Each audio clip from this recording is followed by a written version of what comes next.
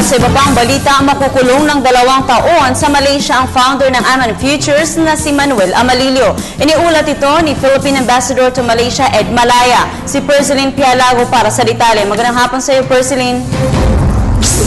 Hindi madali para sa mga libo biktima ng pyramiding scam ang naging desisyon ng Malaysian government sa kaso ng founder ng Aman Futures na si Manuel Amalillo. Ito'y matapos hatulan ng 2 taong pagkakabilanggo si Amalillo sa kanilang bansa.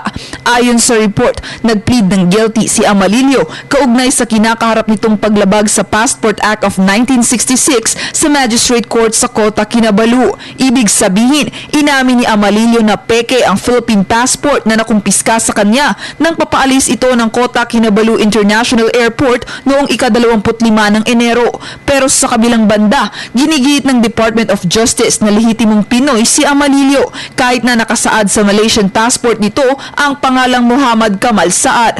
Ayon sa ilang otoridad sa Malaysia, kailangang sundin ng ilang proper procedures ng ASEAN Mutual Assistance in Criminal Matters Act para makabalik ng bansa si Amalillo. Bagamat marami ang nangangamba sa naging desisyon ng Malaysia, umaasa pa rin ng Malacanang na maibabalik sa bansa si Amalillo para panagutin sa patong-patong na kasong kinahaharap nito sa bansa. Para sa Telebisyon ng Bayan, Perceline Pialago.